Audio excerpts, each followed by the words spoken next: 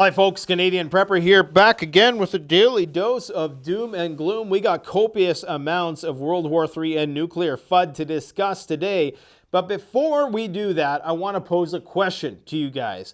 Just like I posed it to Peter Schiff today, who's a renowned financial commentator. We've had him on the channel before. Stay tuned for that video, going to be released in a couple days.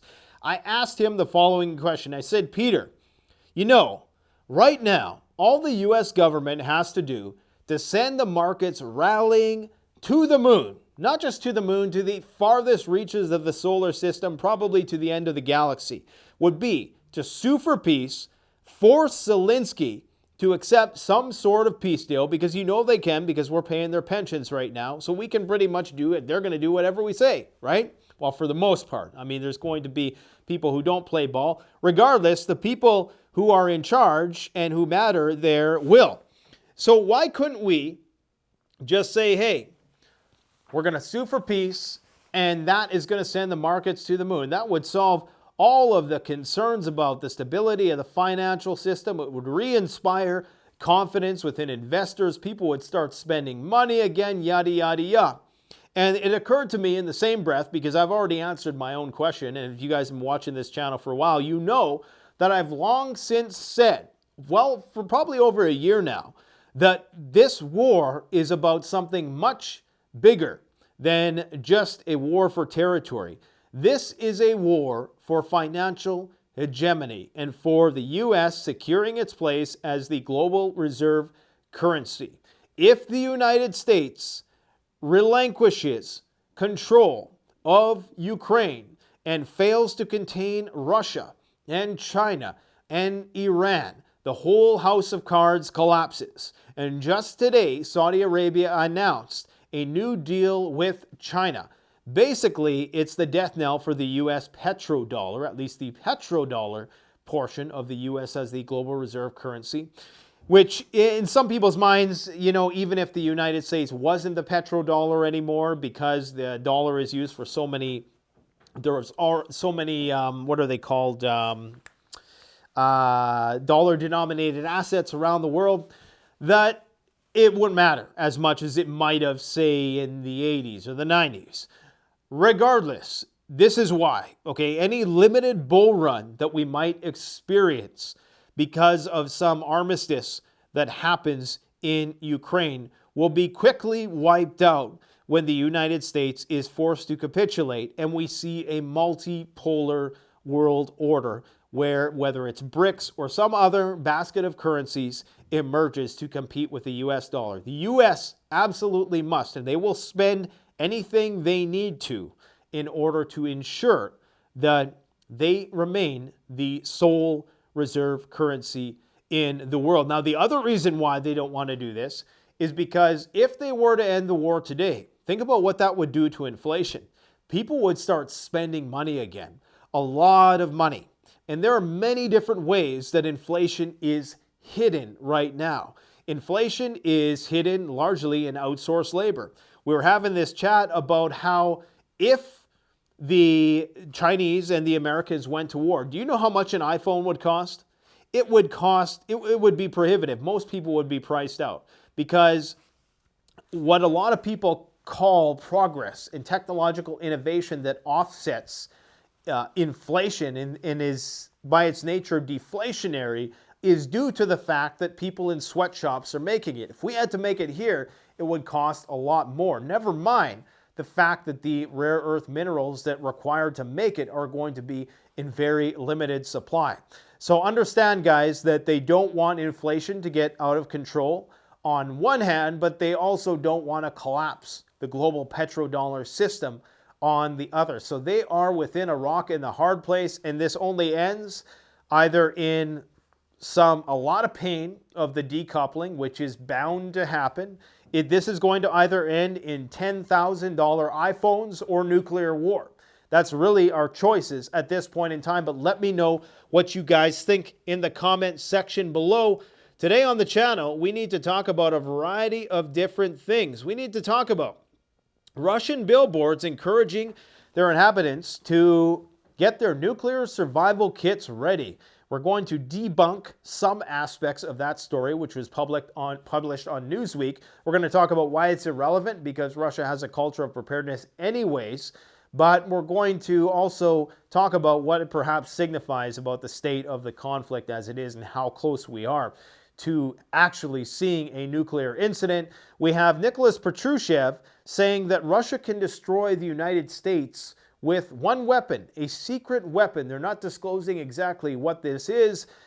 By virtue of that alone, we can ascertain that this is not a weapon of deterrence, because a weapon of deterrence, you would want to make that weapon known, that this is in fact a weapon which would be used to win a nuclear conflict. What kind of weapon are they talking about? Neutron bombs, EMPs, radiation-inducing nuclear tsunami bombs, Poseidon missiles, who knows? Is it something we already know about, like the Sarmat, Satan II, 50 megaton nuclear warhead? Who knows? But that's what they've said. Okay, they said, and they've made this threat now. Not only Dmitry Medvedev saying it, but other people are saying. If Medvedev says that, well, that's just another day, right? But if somebody else in the government says something like that, you got to take notice. We also need to take notice of the fact that NATO is expelling Russian diplomats like there is no tomorrow. Literally like there's no tomorrow, because it's going to be a where the wind blows type situation, and there ain't going to be much left.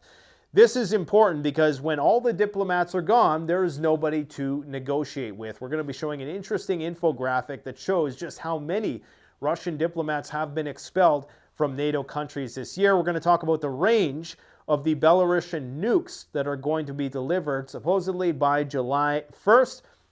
We're going to talk about German Leopard tanks now on the front line. So let's see, we got German tanks fighting the Russians in Ukraine. That sounds a lot like World War II or the beginnings of World War III.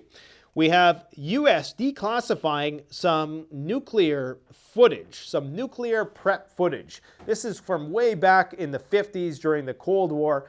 This is footage that they would show their servicemen in order to prepare them for how to survive a nuclear war. They declassified this today, signaling that this perhaps was a message to the Russians about something. Anyways, we're going to show you a little bit of that footage and talk a little bit about it. I also want to talk about a new documentary that just was released earlier in the year about neutron bombs. Okay, some very interesting stuff. Not many people forget about the neutron bomb. It's a thing, and we need to talk about it because it could very well make an appearance in this conflict, even though nuclear weapons are tending to go the other way, becoming less radioactive. But the whole promise of the neutron bomb is that you can kill all the people and preserve the infrastructure intact, similar to an EMP, only it actually kills all the people. Anyways, Trump is saying that people better pray in light of what is happening with the Belarusian tactical nuclear situation. Russia claims to have recovered the drone that it took down over the Black Sea and is about to reverse engineer it. We have the U.S. Embassy warning Americans who are currently in Israel that they may want to reconsider whether or not they want to remain in that country. I believe that some of the unrest was quelled today by the concession of the Netanyahu government not to go ahead with these judicial reforms that would afford them some fairly totalitarian powers. And I'm sure Trudeau is eyeing that with envy, but apparently it appears as though he has somewhat made some concessions on that, at least temporarily, in order to get all the people to go home. Now, is he going to go through with it? Who knows? I really don't understand the extent of that situation. There's lots of conflicting ideas around who's behind the protests and where the U.S. policy fits in with all this. Anyways, Putin says that John Bolton says that Putin isn't bluffing when it comes to putting nuclear weapons in Belarus, but he thinks that it's somewhat redundant considering they already have these types of weapons in Kaliningrad. Of course, with these intermediate nuclear missiles, they can target with greater precision and much faster than they could with an ICBM. And of course, having these nuclear weapons so close to Kiev, you can bet that Ukraine is most definitely making a stink, and which is why they're calling for an emergency UN meeting as a result of this. The mainstream media finally today on Fox News and CNN came out and addressed the issue of de-dollarization in a very elaborate, graphically intense presentation that was given by both of these networks on the same day, which tells you that they're priming the population to get ready because the dollar is about to go bye-bye. So not only may we not get the bull run, the final bull run, the final, what do they call it, a crack-up boom, you know, when you have one last boom of the stock market and it looks like the stock market's going really high, but actually it's just where all the inflation is hidden. Some people say we had that in 2020. Some people say we have one more hurrah, one more, you know, blank in the chamber, so to speak, that we're going to fire before this whole thing just collapses. Because, understand this, we are going to have de-dollarization by hook or by crook. It's just a matter of if it comes with a mushroom cloud or not at this point. Why is it that Europe, France, Germany, general strikes across the board in NATO countries? Why are all these countries revolting? And why is there so much inflation in all these countries? Isn't that supposed to be happening in China and Russia? Remember when China, Russia, and Iran all had their protests? Whatever happened to that? Didn't really go very far. Let's see how far it goes here. We're going to talk about when will this war stop? What is the outcome going to be? And to round it out, we're going to talk about AI-generated video. Guys, the world is about to become an unrecognizably scary place when it comes to AI. The things that AI is going to be capable of doing, even by year's end, is going to blow people's minds. And we better get ready to adapt, because that's the only choice we are going to have. Of course, my primary concern is how it's going to factor into the whole arms race. That's what I'm worried about. Now, this is the issue here, okay? And I talked about this briefly yesterday. Why does having tactical nukes in Belarus matter when Russia could basically target anywhere in the world with nuclear weapons that they wanted to? Strategic ones, of course. Well, it matters for this reason, because they could target them in a much shorter period of time.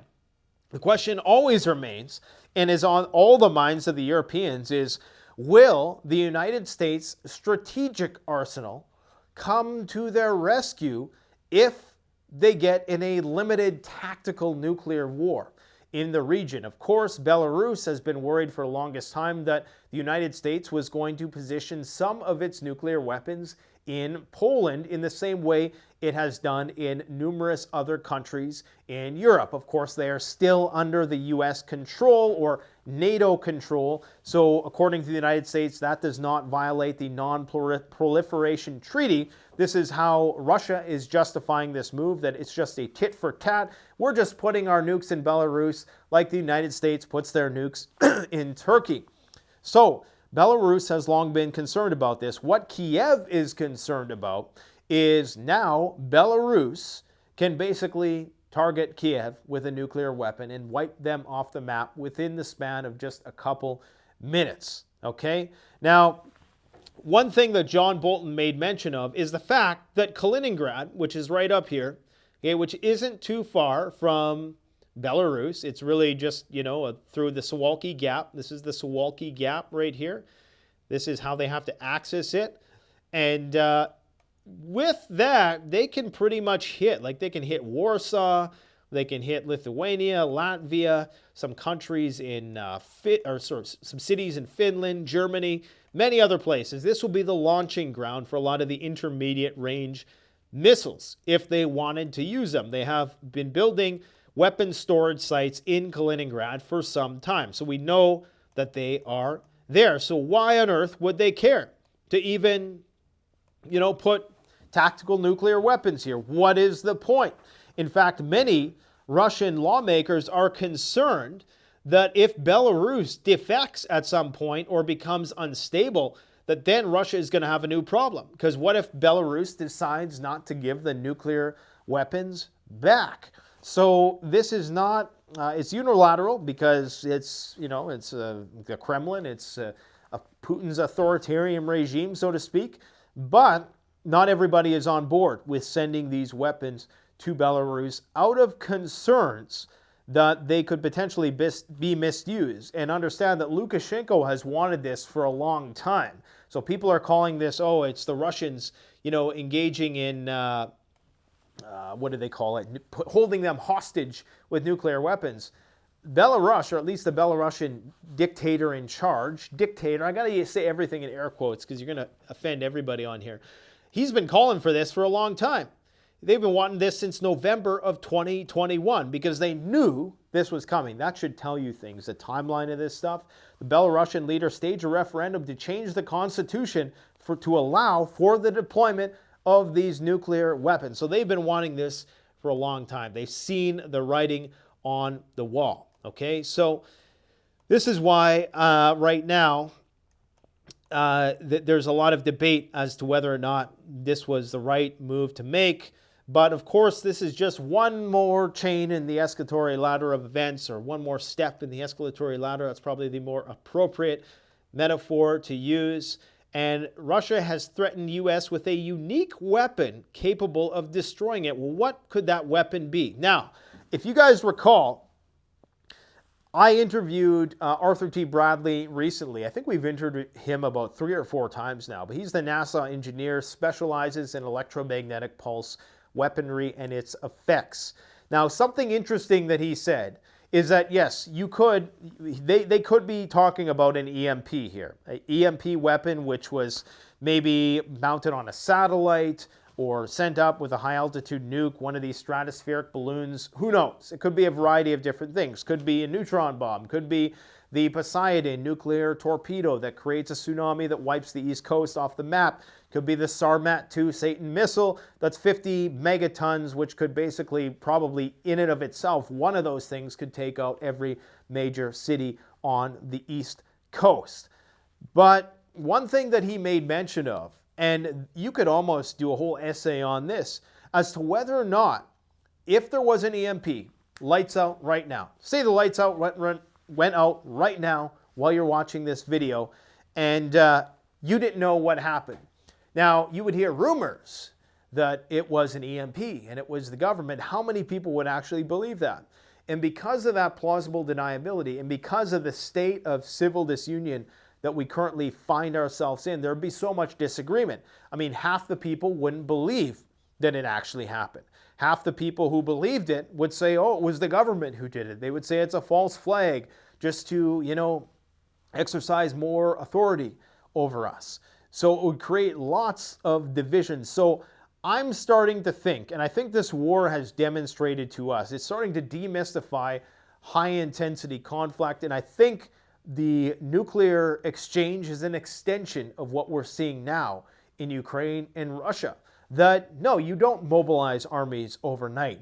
It's not just as simple as one country with a superior military steamrolling another. That it's very well possible that this mythos of the nuclear winter and the mutually assured destruction that we've been sold for so long by Hollywood, and I do think for the most part it's true, but maybe it isn't as apocalyptic as we've been led to believe. And maybe the leaders of the world are ready for a limited tactical nuclear exchange and even a strategic one. So it's interesting to hear Patrushev talking like this, to hear Dmitry Medvedev talking about, I mean, that's just another day, but to hear these other officials within the within the Russian government talking, that's a point of concern.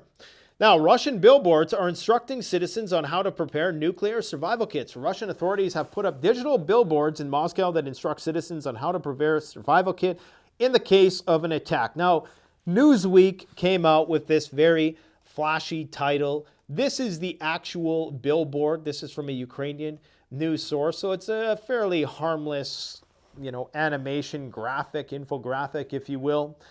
Now, this is kind of redundant because, as I've said before, and as far as I know, Russia is a culture of preparedness.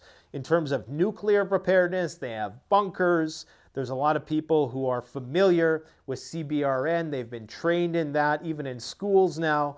There's a new order, an executive order that has just come down the pipe that makes it so that everybody in a Russian high school needs to know how to shoot a rifle, and they also need to know basic CBRN survival skills, chemical, biological, radiological, nuclear survival skills, right?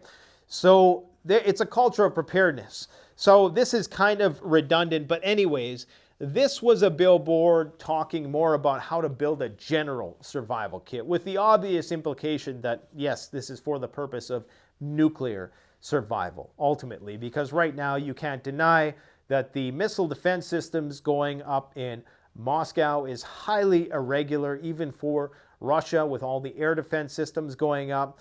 And this is signaling, I mean, you wouldn't be doing that. You wouldn't be surrounding your major cities with these missile, like your most capable missile defense systems, if you did not take the threat of nuclear war seriously. I mean, think about that for a second. We're not just talking about like an S-400 missile defense system. It's not just like most people think, oh, it's just like one, missile on a thing. No, it's this elaborate system of radars and several different missiles. I think it's like 20 to 30 vehicles, an entire system. And there are several of these around the city. We've shown pictures of them before. I don't have it up on the map today. But the Russians are taking this deadly serious, guys. They are engaged in a massive propaganda campaign in an attempt to try to get new recruits by contract. The Wagner Group is seeking to recruit 400,000, okay? 400,000 military personnel. Now, guys, I've said this before, and from a social psychological perspective, you got to give props where props are due. Russia is genius at their propaganda campaign. And this isn't me like, I don't condone this at all, but I guarantee you that the next country that enters this conflict is going to be copying and taking notes on the Russian propaganda campaign. I mean, if I was a young guy who played Call of Duty all day and I seen a sign like this, just with the whole Z and all that stuff, like, they are really good at selling this war to their population. And I guarantee you something similar will happen in the United States when the call to arms eventually comes. There's going to be some symbol like this, some easily identifiable symbol. And just the whole Z campaign, it's really genius, in a diabolical sense, and as diabolical a sense of the word genius as can possibly be. So, you could say that some of the Russian military equipment is out of date, but not their propaganda campaigns. Now, people are saying, oh, China's going to be mad. Putin's Belarus nuclear move is at odds with the China pledge. They just said that, no, that's bullshit. Belarus and China, they just made a deal. Lukashenko just went there. China needs what Belarus has. They have the fertilizer, they have the grains, they have what China needs. China doesn't give a flying FUCK about what Belarus does with nuclear weapons and whatnot. If anything, if it's attention taken away from them, they are happy. Speaking of the Chinese, Saudi Aramco to invest billions in Chinese petrochemicals. The Saudis who just had a revolutionary peace deal brokered with the Iranians by the Chinese, of which the United States had no input whatsoever. Guys, the days are numbered for the US dollars. So I'm not one of these gold bugs, okay? You guys know that. Before I was ever, talking with people like Peter Schiff or Lynette Zhang, I was always about the get your preps in place first. Get your food, things you're actually going to use. But the writing on the walls for the US dollar, it's up to you if you want to be in dollars or if you want to hedge your bets with some gold. I'm not here to give you financial advice. All I'm saying is that I am really starting to strongly consider divesting of dollars altogether as much as I can and just putting it into stuff of some sort. Understand that they don't want you out there buying stuff right now because they need that stuff for the war that's coming. All the stuff that people would go out and buy if they thought that the war was ending, that's stuff that the elites and the government need. They don't want you to buy it. They don't want you to buy gold, just like Lynette Zhang says. I'm almost entirely convinced that this whole Bitcoin thing was created by the powers that be to divert people away from gold so that they could continue to stock up for it at a reasonable price point while they still can. I mean, it just makes so much sense. I know I just upset the Bitcoin bros. I'm still with you on decentralized finance and all that, but you got to wonder, Satoshi, who the hell is that, right? Anyways, is that Satoshi Illuminati or who knows?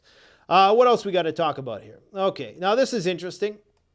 Russian diplomats being expelled. Another 30 Russian diplomats as spying fears ratchet up. So this is how it's just a downward spiral of stuff, right? And of course, yeah, mega strike hits Germany as they expel more Russian diplomats. It's the Russians' fault that we have this crazy inflation that we basically was self-inflicted. Here's an interesting infographic about the number of Russian diplomats that have been expelled in 2021 and 2022. I mean, they're almost gone. You got most of the U.S., most of the Russian diplomats from the U.S. were expelled in 2020 and 2021, and that tells you something right there. That tells you that they knew that this was coming, probably long before it was actually, long before February 24th of 2022 came around. Bulgaria has expelled 90, Poland expelled 53.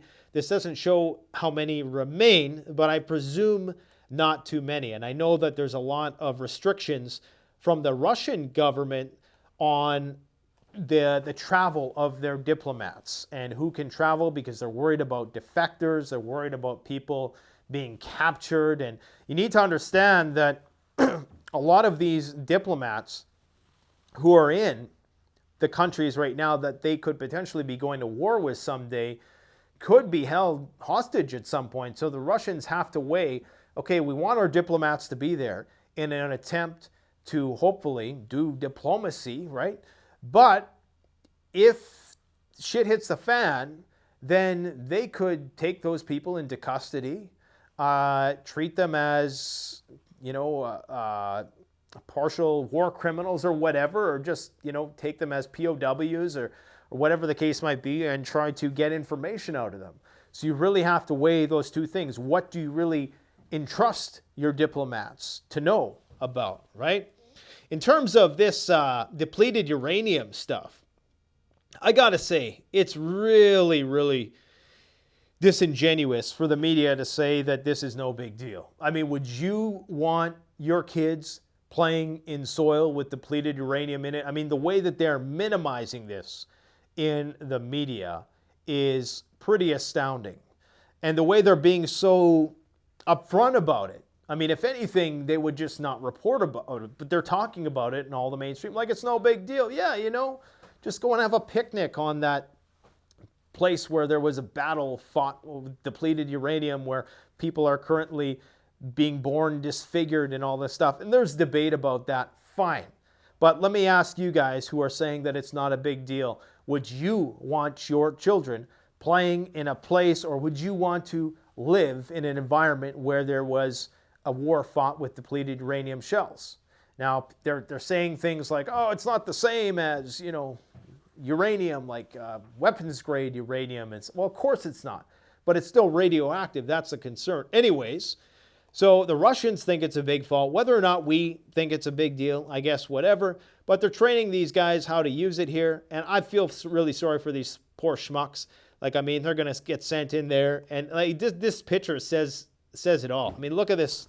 This is like a British soldier trying to, tell this guy what to do. And I shouldn't say poor schmuck, because I'm sure there's some aspect of it which was voluntary, but it just, that picture says everything. I mean, if you know what's going on, if you know what's up in the world, that picture says a lot. These are the kind of things that make me worry for my channel when talking about things like this. So they're showing them how to use the various rounds and things like that. Shit's going to get real. They're going to start shooting the Russians with depleted uranium rounds with German tanks. And everybody's just like, oh, it's no big deal, right? They could sue for peace. They could send the markets to the moon. They won't, because they know that what's at stake is more important. What's at stake is U.S. financial hegemony. all this talk about a global reserve currency or the NWO bringing in a one world order, and there already is a one world order. It's called the petrodollar. But some people would argue, like the other guy interviewed, what's his name? He thinks that they need, he's kind of a conspiracy theorist. I don't necessarily agree with this. It's a video, I'll post a link in the description.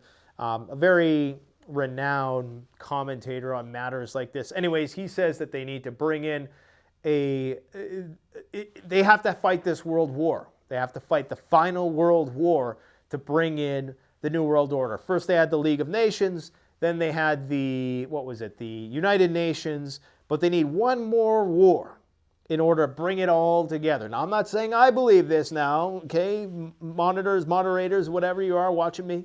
I'm just saying that it makes sense because I've always said that you can't have a multipolar world without it being a constant Cold War.